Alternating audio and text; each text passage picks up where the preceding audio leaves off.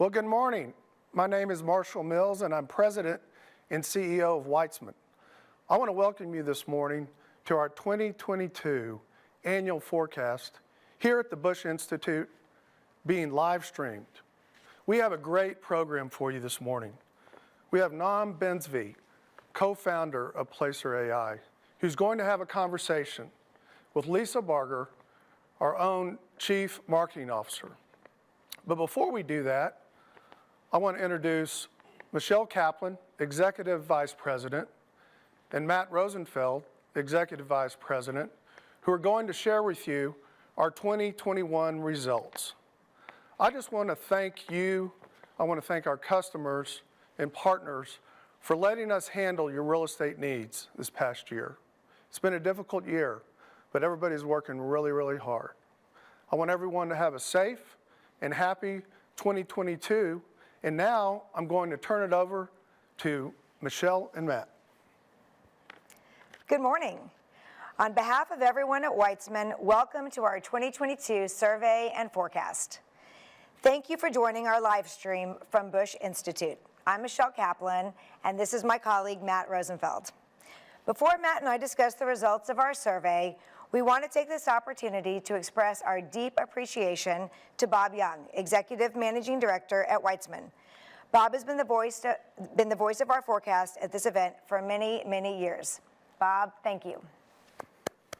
Today, we're here to share the results of our 2022 survey and forecast of DFW's over 200 million square foot retail market.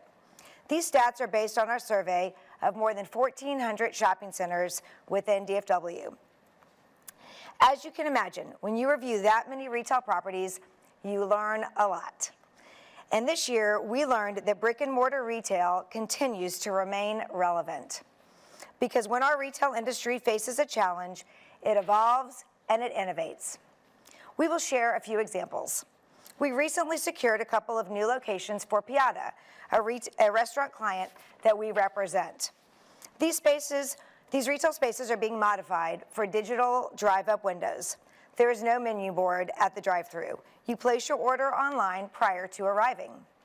Velvet Taco's drive-up windows have a similar format, and Chipotle is rolling out smaller digital kitchen locations that operate with no dining room or front production line. Guests and delivery drivers can then collect their orders through the drive-thru or walk-up window if they don't want to go inside. Well, Michelle, it's just not restaurants that are innovating. Grocers like Tom Thumb are renovating existing stores that devote a portion of their space to fulfillment only. In fact, Walmart is transforming stores in Plano and Louisville into fulfillment only. These fulfillment centers will fill market-wide orders, as well as other items that Walmart knows are in high and steady demand. This is one of the ways grocers are responding to the growth of online grocery shopping. Without a doubt, COVID has transformed grocery shoppers' behavior, and brick and mortar locations are offering delivering and curbside pickup is benefiting. But at every level, retailers have access to more and more data that helps them understand what works and what doesn't work with customer engagement. This insight-driven approach is helping spur further innovation. However, as we start this year, we're looking at another pandemic wave because of the Omicron variant. But this is not 2020. We know so much more now. We have the vaccines and the knowledge of what we need to do. Our retailers and restaurants have the tools to meet customer needs everywhere, both in-store and online. We call this approach tech and mortar, the way technology enables physical retail to meet customer needs using digital tools. Unlike March of 2020, when retail dealt with shutdowns and pandemic uncertainty, we're in a much better place today. Everyone from retailers to landlords to shoppers learned how to navigate despite the disruptions of a pandemic that continues to affect us in waves. We have all faced enormous challenges with innovation and ingenuity. We've navigated risk and achieved one of the greatest market turnarounds ever. But unlike 2020, we are armed with much more knowledge about how to navigate our lives and how to shop and dine safely. And retailers and restaurants continue to do their part. And to give you an idea how well retail performed in 2021, let's look at the numbers. First, let's look at occupancy. Demand for retail space in 2021 not only boosted occupancy, it almost completely reversed the huge increase in vacant space by the pandemic in 2020. Occupancy at year-end equaled 93.5%. That's the third highest occupancy Weitzman has recorded in 32 years. Now, let's get to what I consider the most important statistic relating to 2021's performance: absorption. Absorption is a tool to measure net leasing. And wow, leasing sure did jump in 2021. During the year, absorption totaled 3.9 million square feet. And in 2021 will go down as the third strongest leasing market in 22 years. This is a complete reversal from 2020, when pandemic-related closures resulted in vacancy jumping by more than 4 million square feet. In fact, 2020 was DFW's worst net leasing year ever. Now our numbers for 2021 look remarkably like those of pre-pandemic 2019, one of the best years ever for our retail market. So when we look at leasing on an annual basis, each year reflects demand trends. In really weak leasing years, we saw vacancies filled by lower quality retailers as landlords discounted spaces. In some years, the demand has come from junior boxes, restaurants, or medical-related concepts. One year, the biggest driver of demand was dollar stores. But in 2021, demand was across the board.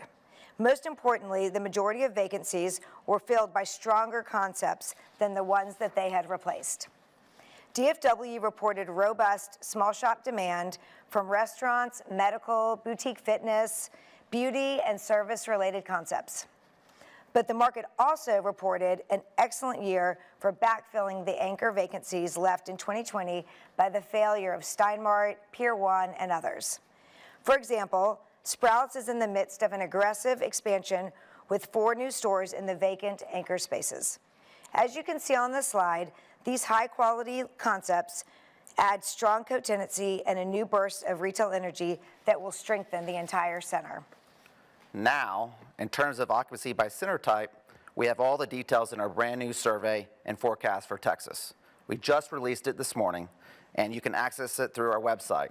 So we encourage everyone to go visit our website and download the full forecast. But the key takeaway is during 2021, every single retail category showed improved occupancy. Grocery anchored centers reported a 2% increase on occupied space, ending the year at 94.1%. Grocery stores are the MVP of DFW retail, driving sales and traffic and leading the way in tech and mortar. But 2 of the most challenged categories showed notable progress in 2021. Unanchored neighborhood centers account for 41 million square feet of inventory and are now 92.5% occupied. That's the highest ever occupancy for this category in a 32-year history of our survey. Leasing demand for small shop franchises in food, fitness, health, and beauty helped drive a lot of the gains. Even malls, often written off as dead or dying, showed a lot of life in 2021. Malls have been hammered in recent years by the department store vacancies. But this past year, we saw mall occupancy stabilize as remaining department stores in the market saw sales recover. And malls reported new anchor and small shop leases. For example, Floor Decor opened a new store at the Golden Triangle Mall in Denton, right next to the new Cons. Samsung Experience opened one of its first stores in the country at Frisco Stonebriar Mall.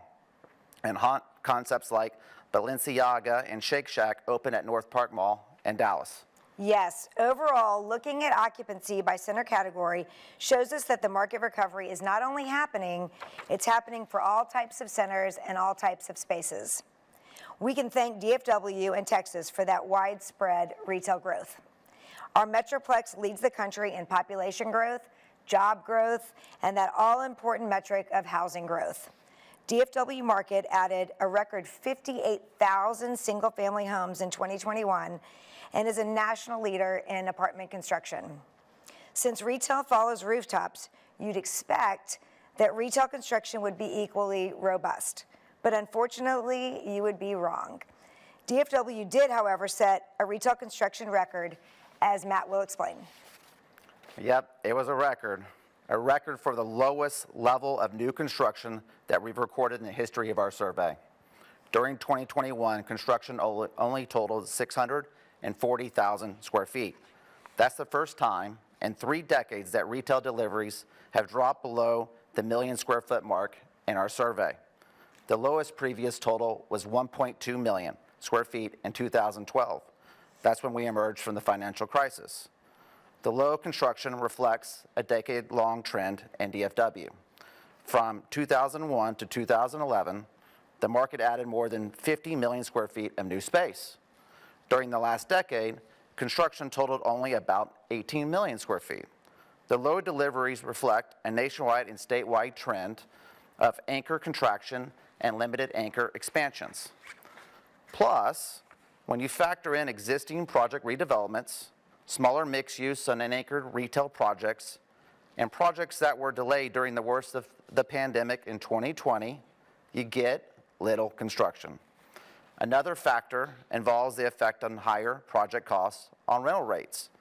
Construction costs have increased about 30% or more due to the increased demand of materials and labor. With all that being said, the future is bright.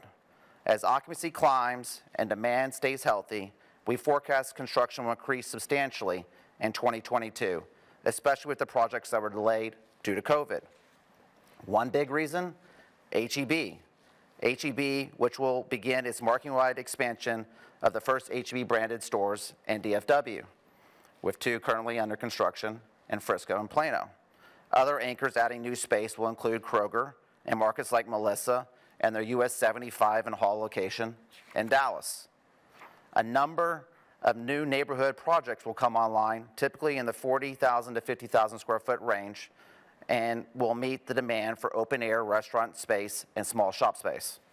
So, as you can see, DFW's retail market is at or close to the pre-pandemic health of 2019. But a lot is different. For one thing, the pandemic resulted in what's being called the Great Retail Reset. With this pandemic disruption, the weakest chains closed. The chains that restructured through bankruptcy are those that kept operating only their higher volume locations now have stronger balance sheets. Generally speaking, we are left with concepts that offer a better dining or shopping experience. So our retailers are stronger, our market is stronger, and our economy is stronger. That's why for 2022, we're forecasting an increase in occupancy to 95%. In terms of absorption, we're forecasting healthy net leasing of 2.5 million square feet. And in terms of deliveries, based on what's in the pipeline, we expect construction to total approximately 2 million square feet. That's more than double the 2021 total, but it remains on the conservative side. For 2022 and 23, we're looking forward to a healthy retail market where supply and demand remain in balance. And we're especially looking forward to working with all of you here in the greatest real estate market in the country. On behalf of Matt and myself, thank you. Now for our special conversation with the co-founder and CEO of Placer.ai. If these walls could talk, what would they say? With Placer.ai, reveal the story of any location. Go ahead, pick a location. Instantly generate actionable insights about retail properties. Whether you're analyzing an investment, maximizing leasing efforts, choosing the next location for your chain, or trying to understand how you stack up against the competition, Placer lets you see what is really happening offline. So, how does it work? We aggregate anonymized location data from millions of mobile devices and leverage the most advanced tools in AI, machine learning, and data science. This lets our team provide hundreds of large companies with the visibility they need to succeed offline. Get the full story at your fingertips. Placer.ai.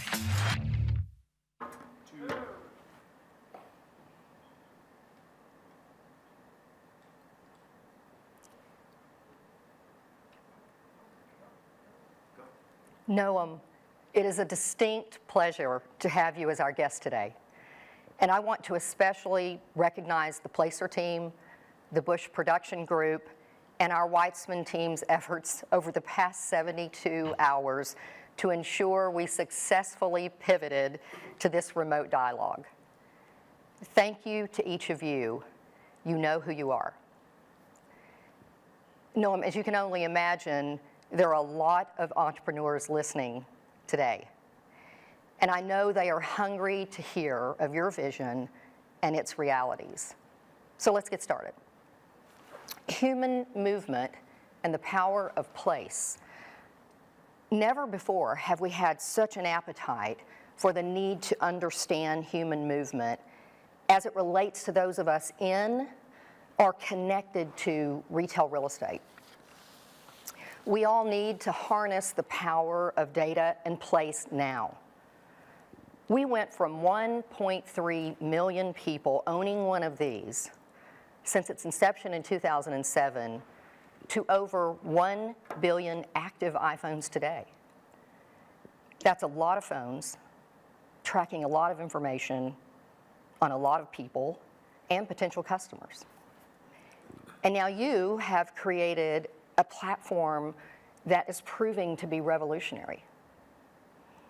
So talk to me a bit about your background, your early age experiences and influencers, perhaps such as your father, and the inspiration that led you to develop Placer.ai. Sure, Lisa, and thank you so much for having me. It's an honor to be here. So a little bit about my background. So I have a U.S.-Israeli kind of hybrid story. I grew up to a family that my father was working for a big Texan company based out of Dallas called Sterling Software. And as a result, I found myself growing up a little bit in California and then moving back to Israel and back and forth. And these were really the early days of tech. They were building the first systems and software, and I grew up into that. I grew up into computers, into programming. I started programming myself when I was 13, started studying at the Open University in Israel, and completed my college degree during high school. And as a result, Israel has a mandatory draft. I joined the IDF, of course, and spent a few years over there as an engineer, software engineer, building homeland security systems around data. And so that's a little bit about how I learned about the data world. Left the Army and founded a company out of Israel called Bluetail. That was also a data company. We were looking at data off the web and harnessing mainnet data sets to supply sales intelligence. And that company was eventually acquired by Salesforce in Israel. It became their first acquisition in Israel. And then, I was traveling a little bit and thinking, what am I going to do next? I wanted to build something bigger this time. I wanted to build a data company. And at a Salesforce offsite, I met with their chief product officer. And that's when I think I had the biggest aha moment. I told them, look, this mobility data that's coming around from these phones, and to your point, a lot of phones, there's a lot of power in knowing kind of the human movement aspect. And I think I said at the time, there's a lot of power in knowing what humanity is doing. And he said, that's a really big idea. And so it took us another year to figure out what exactly to do with this data set. We loved the market research part of it, and I was lucky to meet a few people in commercial real estate. I'm not a commercial real estate person. I grew up in a digital tech bubble. I love to tell people that, the first time I came to an ICSC and looked up and I was completely underdressed. I was seeing these big signs, JLL, Brixmor. I've never heard of them. I somehow managed to walk around the world and ignore those names. And I had to Google them, literally walked around for half an hour, Googling name after name. But we were lucky to meet a few people early on board, and that remained part of our culture is to we provide data, we listen, we don't know the answers, we're answering old questions with new types of data. And we met the CFO of Caesars the Casino, Hospitality. We met an owner of 70 shopping centers, Sandy Siegel out of Southern California, Santa Cruz Boardwalk. We met a broker out of CBRE. All around the same time, we heard the same thing, where if we could package data in a certain way, it will be useful to them. And I think that was back in 2017, we decided to start Placer. Wonderful. So having said that, what is Placer.ai simply in just layman's terms? Yeah, in very simple terms, Placer.ai is an analytics company for the physical world. We provide market intelligence about specific places, markets, regions, and reports to answer questions. And the questions can be anything. It could be, should I acquire this shopping center? Who's the best retailer that fits this vacancy? Could be, can you give me data to help me inform rent negotiations? But ultimately, we're a platform that provides instant insights inferred from dozens of data sources, mobile location data, but also credit card data, web traffic data, crime data, plan construction data, really dozens of data sets that we fuse together to provide analytics about places to drive decisions. So you were talking to a lot of different commercial real estate people, so who said we need data and we need it now. Why was it so critical then to develop it? Yeah, I think, if you think about the physical world, it has a big problem, right? First of all, it's big by definition, whether people are spending 80% or 90% of their money offline. And that's the range kind of, even in 2020, it's mind blowing. Even when people were stuck at home, they still manage to somehow spend a lot of money offline. There's big problems. Real estate is by definition, expensive. Decisions are hard to reverse. And it also takes a long time to know if you've made the right decision. And in software, we have this Facebook mantra that we practice at Placer: move fast and break things. Maybe not the best idea in real estate, right? And so you do need this kind of data. The more data you have, the more you can make informed decisions. And so we saw that big problem. And I would couple that with our background of building digital companies where we enjoy a wealth of information. I mean, every single decision I made in my previous ventures, we were always looking at data in the digital world. We could understand who's going to a website, who's going to a competitor website. The analogy for the physical world did not exist, and that excited us. Interesting. So I'm just curious, outside of the obvious, how did you arrive at the Placer name? Yeah, I mean, the Placer name is, it resembles kind of our values of one, it's placer.ai, right? So the Placer part of it is just keep it simple. Easy to remember, easy to understand. We try to practice that value in everything we build. It's easy for data companies and data people who forget about their customers that are not living day to day. They just want to come in, they have a question, they want to get the answer. So Placer is, the idea is keep it simple. I think one of our people invented it early on. One of the first days, one of our co-founders. And the AI is the second part of it, which tries to explain, but we're here to help make humans brilliant. We're here to augment the human and provide a tool where everybody in the organization, could be up to the CEO that's looking at aggregate portfolios or acquisitions, down to a director of marketing that's looking at its exact specific regions and trying to really deeply understand them. It's the AI part of it that knows how to take all these masses of data and distill them into something that actually helps them make a decision. It's wonderful. You and your father and several other very smart people founded Placer.ai less than 10 years ago, knowing that tech and data were forcing every industry, every organization to evolve. At Weitzman, similarly, we understand that a bit, as we felt compelled to create our own proprietary digital marketing platform almost 6 years ago. In doing that, it really began to shape and change the way that we thought about data. It's also an SEO-focused platform that drives search results directly to your shopping centers and tenants. It helped us establish an online footprint for our shopping centers, drive people searching online within a 3-mile radius, directly to a particular retailer in our center, and it was paramount in assisting us in saving hundreds of tenants from isolation during the recent pandemic. So how do you see Placer becoming that level of impact provider? Yeah, so I think in the example you mentioned, it's very interesting because people are searching, so they're already looking for it, but you identified a gap between the people that really want something and not knowing that it exists. And then you could surface the right thing at the right time to get them in there. And it's the same thing with data, right? If you have really good data, you might identify opportunities that are already there, but you wouldn't have reached them else if you followed the more traditional way and the slower way of doing surveys and driving down and drawing radius circles. And so data allows to go through the process much, much faster and understand things faster and bridge gaps.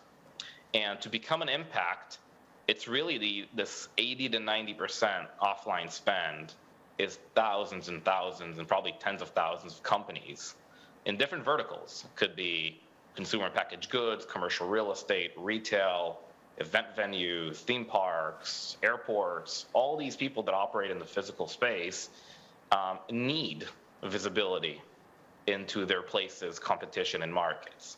And the way for us to drive impact is, of course, get this kind of data in the hands of everybody with the right views that kind of fit their language and answer their questions. Everything was with the question in mind. Yes, I agree. Other industries, such as retail brands, financial and investment firms, medical and grocery, have already begun doing human movement research at fairly sophisticated levels. Real estate has gone from an industry with a lack of knowledge about data to one that is now empowered by it. We're going to need to provide comprehensive, real-time insights into assets, trade areas, competitors, so both retailers and consumers choose our center over the guys down the street. And in doing so, all this even raises the value of the center. We believe at Weitzman that this type of thinking is where the future of commercial real estate converges with the real world.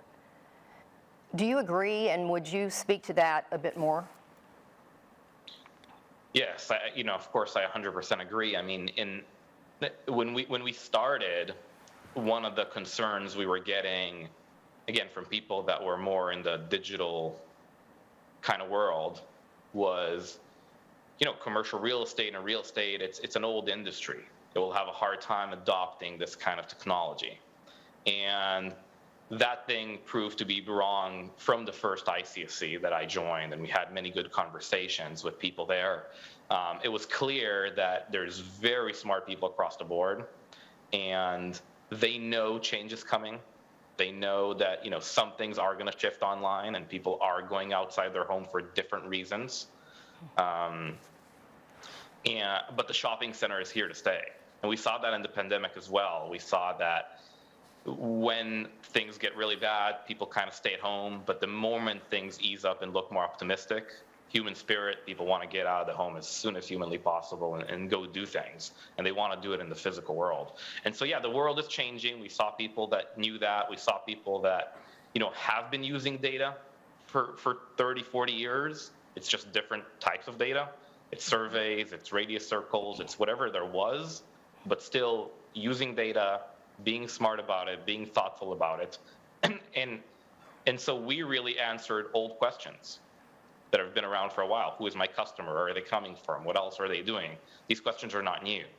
Our data is just helping to answer it in a better, faster, quicker way, where you can get that data for any property and really quickly. But yeah, it transforms how the shopping center, it helps transform the shopping center into the next phase, which is to understand exactly what customers are looking for and offer them experiences and quick services and so forth, yeah. Yeah, and so that's the magic, is getting to the heart of what customers really, really want. Yeah. So you're telling me that then that Placer in essence adds this whole new layer of data on human movement with shopping centers and within shopping centers, which all leads to great market intelligence. Which is also vital to brick and mortar assets. So talk a little bit more about market intelligence and its place in retail. Yeah, I mean, so when we think about market intelligence, we think about the human movement part of it. is an ingredient. It's one data set. It's a very important data set, but it fits together with a bunch of other ingredients, all the other data sets that are relevant, whether it's spend data, online behavior data, crime data, new plan construction, new projects that are coming. You review data. You can think of dozens and dozens of data sets. But when we think of market intelligence, we think about the questions first. So I'm trying to assess who's the best retailer that fits the space. And let's step back and think, do we know where the market is trending? Do we understand that the market is trending upwards or downwards? Who's moving in? Who are the tourists? Who are the employees? Do they feel comfortable? Do they feel safe? And so all these questions, and then it becomes, let's get the right data to answer that question and assemble it in a way that is digestible by the decision maker, right? And so that when we think of market intelligence, we think of a market research platform where you research things, and human movement is the glue that ties all these data sets together. It's what's enabling the revolution, but ultimately it's just an ingredient. It's not the product itself. Absolutely. Do you see brick and mortar retail as a safe investment, even with the increases in online spending? You know, that's a great question. I've been thinking about that for a while. You know, we try to stay on the data side, and I'll give my thoughts here. But I think the data that your team showed earlier about occupancy and absorption, you know, occupancy rate being amongst the highest ever, and absorption rates as well, you know, kind of answers that question. But I think I do. I think, again, as we find the pandemic, people want to go outside. We see that in our data. It's interesting to see how it differs between different areas and different states and different cultures, but ultimately it's unanimous across the board. People don't want to sit at home and buy everything. And so real estate will have to evolve. And one of the fun things working with so many different types of customers is we see all the different concepts that are being tried out. So I think your team mentioned a few, but we're seeing other customers launching their first offline stores coming in from the e-commerce. We're seeing existing retailers playing around with different concepts across the US, and some of them are very, very successful. And I think, you know, just like startups, you know, things will fail, some concepts will succeed. And then we'll see, and then they'll be scaled to, and we'll see the final step, I guess, of the change in the real estate space. Yes. To that point, you know, as mentioned earlier, Weitzman manages over 22 million square feet of retail, leases 44 million square feet of shopping centers throughout Texas, over 3,500 tenants. About 30 to 40% of those are mom and pops, entrepreneurs, franchisees, restaurateurs with goods and services in just one or several locations. How critical is it that these tenants understand market data and human movement early in the life of their store or brand? Wow, yeah, I think for them it's very, very important. I mean, smaller companies, maybe they're opening up their first few places. They maybe have the least room for making mistakes, and also for them, you know, understanding customers deeply and understanding competition in the market deeply can net a few extra percentages in the margin, and that's everything.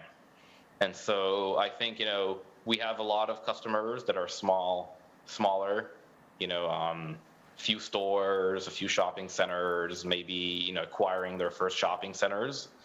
And we've always provided also free tools in some cases where we're unable to serve with our customer success and everything. We still provide free tools online where people can go in and get data about any place to some extent. But also I think they're different, right? You need to, they're entrepreneurs. I was an entrepreneur. You have to do a million things. And so the technology needs to further evolve as well to make it simpler for them to get what they need really quickly at the right price point and launch their business. But yeah, everybody should be using this type of data to get an edge. You know, you're exactly right. We have tenants, everything from Betty's Bakery to, Target and Conn's and others that are deploying Placer. We've experienced Placer as extremely user-friendly and intuitive, almost like iPhone. Anyone with limited technical ability can use it. And of course, the iPhone just kept innovating in this way to keep its competitive advantage and exclusivity in their space. So what will you do to improve upon Placer to keep it relevant and competitive, since you're obviously going to have a lot of competition? Yeah, for sure. I mean, it's a big market. Everybody needs data, and competitors are noticing. And we're starting to see, some copycat ideas. But, we're focused on what we're doing. And what we're doing is listening to the questions and every day trying to find new, better ways to answer them. And so what is that extra data set that we can build here that we could integrate? What is that extra report? What is an extra visualization that could make the point clearer and faster? So it's just hyper focus on the questions and keep it simple, keep it clean, not lose that the challenge is not losing the simplicity as you're tacking on more and more dimensions to your answer. But yeah, I think it's that endless amount of, you have to always move forward in technology, and just endless amount of iterations on the product, making it just slightly better every time. Sure. Our founder and chairman, Herb Weitzman, is an icon in retail commercial real estate. He's inspired thousands, to quote him, to have curiosity, to build things, and to create community through your concepts. I know he inspires many of us to do just that, to be not just a doer, but to also be a dreamer. As an entrepreneur and innovator like Mr. Weitzman, how do you inspire your team to keep innovating every day in order to remain relevant and truly change businesses and the world? Yeah, I mean, I think that I've been thinking about that a lot, right? Because we had a truly unique kind of leap of faith when we started Placer going to commercial real estate, an industry we didn't know anything about. But ever since then, we're taking a different approach to innovation. And our approach is, we're data people, and so we try to do innovation through data mining, right? And the way we mine is we're now 300 people, but our customers are thousands of very smart people. And so the innovation is built around just listening all the time. Every single person, customer success, support, if they hear good ideas, they write them up, we share them amongst ourselves, and we just look across the board for commonalities. And so we mine the innovation most of the time. 99% of our ideas are not invented within Placer, right? They're mined from very, very smart people that have been doing whatever they do. And they'll tell us, hey, we took this data, we overlaid it with another data set, and we did this, and we're blown away every single day. And so, and to achieve that, we hire for that, right? It takes a certain level of humility to say, I'm actually not going to think of the best idea myself one day while walking outside. I'm actually going to have to go listen and be humble. And so it goes a lot through the hiring and who we try to, have us join here. Mostly listeners and people that are, smart enough to pick it up when they hear it and be able to communicate it. And then that's the way we go about innovation. That's great. It sounds like you're already thinking a lot like a retailer, and a retailer who listens to their customers. So certainly the more you fine-tune that, the more successful you're going to be. Similar to Steve Jobs and the iPhone and Elon Musk and the Tesla, what would you do next to innovate Placer's platform? Yeah, so I think, so far, Placer has been, again, a lot around the mobile analytics part, some new data sets like psychographic, demographic, but ultimately it's how do we bring together all these data sets and answer all these questions? the more types of customers, the more diversity of questions, and the more types of data sets, and it's an exponential problem, which we can't do by ourselves. And so one of the things we're looking to is to partner with other tech vendors and communities and allow them to build on top of our platform and deliver solutions to our platform. So we can also scale the innovation in that way by empowering the whole ecosystem of vendors and software tech vendors to deliver market intelligence. And so this is an app exchange that we've launched earlier this year, and we'll continue to work on that. And I think that's the key to rapid innovation.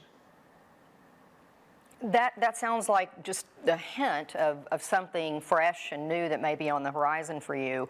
As we start to sort of wrap up today, is there anything else you want people to know about Placer that's happening now or might be happening in the very near future? Any new and exciting news you might have?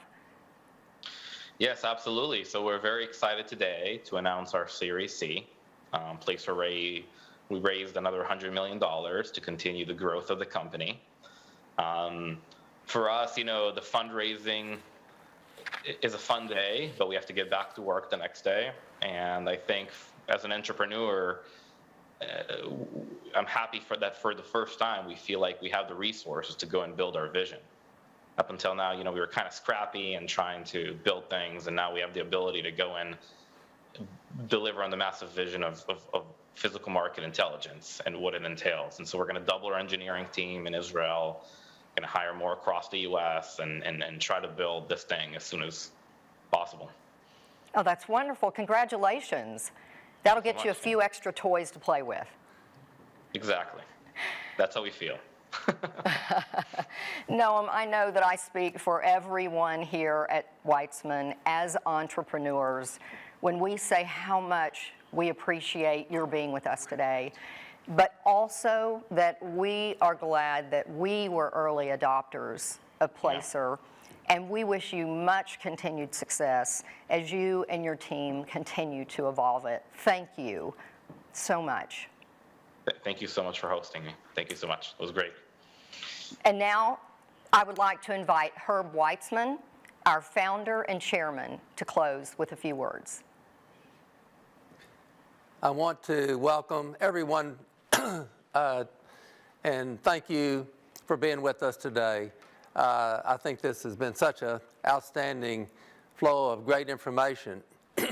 Special thanks to you, Noam, for you and your Placer.ai team for participating with us today. And also thanks to our employees, our friends, our clients especially, and our partners for supporting us this last year and the year before, especially since things have changed so much, and we definitely have needed your support through this difficult period. Also, Lisa Barger, thank you so much, Lisa, and your marketing and communication team who've worked real hard to put this great program on. The information is fantastic. And I also want to say that, we're in a place in time of change in retail. And we are staying ahead of technology. We have this wonderful team. And we hope that this next year and the years in the future, we can be a part of your team. We can help you grow your companies. And we're in Texas. In Texas, we think entrepreneurially. So I'll close here by just saying we're ready for 2022, and we wish you the best also for this coming year. Thank you for joining us today. Have a great year.